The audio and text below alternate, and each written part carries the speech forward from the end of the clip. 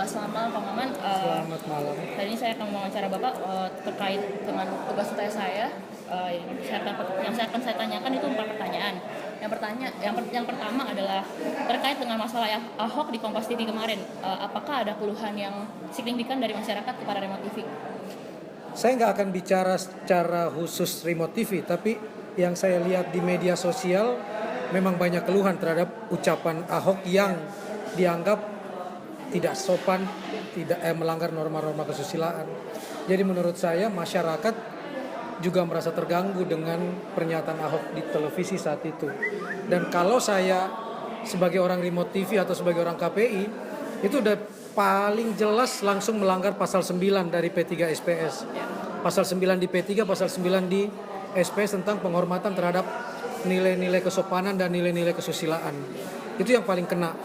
Kemudian sebenarnya ada pasal teknis kan, pasal 27 bahwa narasumber wajib diberitahu secara jelas apakah wawancaranya akan live atau tidak, pertanyaannya akan bagaimana dan akan mengarah kemana. Sehingga kalau terjadi apa-apa memang kemudian yang paling bertanggung jawab adalah lembaga penyiarannya. Oke, kalau gitu berarti menurut Bapak ini merupakan pelanggaran yang udah pasti pelanggaran banget ya Pak yang dilakukan oleh Ahok ini. Apa yang diucapkan oleh Ahok karena menggunakan frekuensi publik televisi atau radio misalnya, dan kali ini adalah televisi, itu dianggap pelanggaran karena ada aturan yang jelas di P3 SPS, di Pedoman Perilaku Penyiaran dan Standar Program Siaran. Selain kena pasal 9, dia bisa kena pasal yang lain kan. Oke. Itu yang paling penting dan itu pasalnya tegas kok. Lembaga penyiaran wajib menghormati nilai dan norma kesopanan dan kesusilaan yang berlaku di masyarakat. Ucapan Ahok saat itu dianggap melanggar norma kesusilaan dan norma kesopanan. Kalau misalnya kan banyak nih yang berkomentar katanya kalau kenapa Kompas TV nggak langsung mengkat dengan iklan gitu. Kalau itu menurut pendapat Bapak gimana Pak? Sangat teknis. Itu yang kalau kita lihat terjadi di Amerika dan sebagainya, terutama di Amerika ada contohnya. Di Amerika itu bahkan tayangan live sekarang ada aturannya 30 second delay. Yeah. Delay 30 detik untuk mengantisipasi kemungkinan kejadian seperti ini. Jadi begitu kalau delay kan langsung bisa di-beat kalau ada kalimat-kalimat yang melanggar. Nah, televisi kita belum ada aturan seperti itu. Mereka masih boleh live, apalagi kalau news, dan itu risiko. Beberapa kali kan tayangan televisi kena kasus 4 mata dulu juga karena ini. Karena ada seorang artis, vokalis band yang latah dan menyebut alat kelamin. Langsung kena hal seperti itu. Itu yang paling menakutkan, baik saya sebagai pengamat maupun sebagai praktisi di dalam acara televisi. Acara live itu menakutkannya di situ. Karena televisi kita belum canggih untuk kemudian dalam waktu sekejap memotong atau kemudian lari ke commercial break. Dan kalaupun dia lari ke commercial break kan sudah terucap juga. Iya sih, cuma kan banyak yang bilang katanya Kompas mau naikin rating, makanya dia nggak langsung cut dengan iklan gitu katanya. Saya sih nggak yakin itu demi menaikkan rating. Pasti Kompas TV-nya pun kaget dengan jawaban Ahok.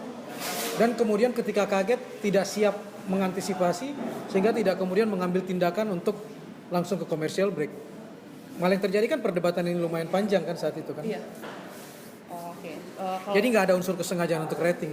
Kalau menurut feeling saya, lebih ke mereka tidak siap Ahok akan mengucapkan kata itu. Kalau misalnya menurut Bapak nih selaku penasehat di Remote TV, menurut Bapak sebenarnya apa sih harus dilakukan Kompas TV bahkan media lain kalau misalnya terjadi hal yang seperti yang sama lagi? Di pasal 27, pasal 28 jelas. Lembaga penyiaran wajib memberitahu tentang tema yang akan dibicarakan. Kira-kira garis besarnya seperti apa. Dan bahkan juga memberitahu bahwa ini live atau tidak live. Kemudian memberitahu juga bahwa jangan sampai mengeluarkan pernyataan yang melanggar kesusilaan, melanggar kesopanan, bahkan melanggar sara. Atau bahkan tidak boleh mengucapkan kalimat yang mengejek, membuat tersinggung kaum minoritas, termasuk saudara-saudara kita yang mengalami keterbelakangan atau kekurangan. Itu harus diberitahu betul pasal-pasal itu. Seandainya pasal-pasal itu diberitahu ke narasumber sebelum peristiwa, mungkin hukumannya tidak seberat sekarang. Tapi kalau kita lihat tayangan itu kan Pak Ahok sendiri mengatakan salah sendiri, kenapa kamu mengundang saya untuk acara ini. Jadi televisinya yang dianggap tidak mengantisipasi. mengantisipasi kemungkinan itu. Dan tetap harus dijelaskan, harus ditekankan bahwa KPI tidak pernah menghukum orang, tidak pernah menghukum narasumber, tapi yang dihukum adalah lembaga penyiarannya. Jadi Ahok pun tidak pernah dihukum oleh KPI. Jadi kalau ada yang bilang Ahok dihukum oleh KPI itu salah kaprah besar. Yang dihukum adalah lembaga penyiarannya.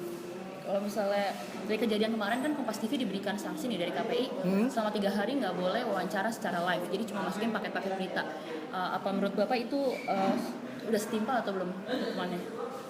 Cukup mengejutkan dia memberikan hukuman selama 3 hari. Tapi juga bukan hal yang baru karena ada beberapa tayangan misalnya live non berita yang bersifat hiburan atau variety show, ada yang jam tayangnya dipotong dari 1,5 jam menjadi cuma 1 jam. Atau bahkan kemudian mendapat peringatan keras, lalu tidak boleh tayang selama berapa minggu. Ada yang seperti itu. Jadi apa yang dialami oleh Kompas TV bukan hal yang berat, tapi bukan hal yang baru. Kalau misalnya saya tanya pertanyaan yang terakhir, kalau misalnya Bapak sebagai divisi penasehat di Remote TV, itu menurut Bapak pendapat Bapak yang tentang apa baru pas pertama kali lihat kejadian itu gimana Pak? Risiko live seperti itu. Selalu seperti itu. Seharusnya lembaga penyiaran tahu risiko live Iya. dan harus mengantisipasi risiko live itu. Bayangin nggak kalau tiba-tiba kita mewawancarai orang live, lalu orang itu tiba-tiba bilang turunkan presiden live, atau mereka bilang ganti Pancasila dan Undang-Undang Dasar 1945. Bagaimana mereka mengantisipasi? Itu mulai harus dipikirkan loh dari sekarang, sehingga pemilihan narasumber harus betul-betul berhati-hati. Kemudian gambaran tentang tema apa yang harus dimunculkan, televisi pun harus mengantisipasi dengan hati-hati, harus mencoba berpikir jauh ke depan, mengekspektasi kira-kira narasumbernya akan kemungkinan lari kemana. Walaupun memang susah untuk diantisipasi dari awal ya. Ya, kalau dari Ahok kan kayak kemarin juga susah banget untuk dikasih tahu dia. Tidak bisa ditebak. Tetapi kalau melihat karakternya Ahok seharusnya bisa ditebak. Kalau saya orang televisinya, saya nggak akan memberanikan Ahok untuk live. Iya, karena dia udah bilang dari awal juga sih sebelumnya. Iya. Karena pasti ada pertanyaan pancingan yang bisa membangkitkan emosinya Pak Ahok. Iya. Dan ketika emosi dia terbangkitkan, kita tidak bisa tahu akan Jadi sampai apa kemarahan dia, akan melanggar atau tidak melanggar. Dan menurut saya itu pelanggaran yang paling sederhana malah yang dilakukan oleh Ahok. Dia bisa lebih dari itu kan sebenarnya. dia sering banget sebenarnya mengatakan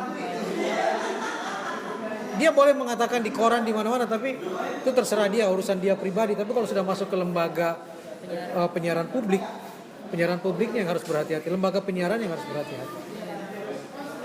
saya rasa sampai situ aja Pak pertanyaan saya. Terima kasih banyak Pak. Makasih banyak.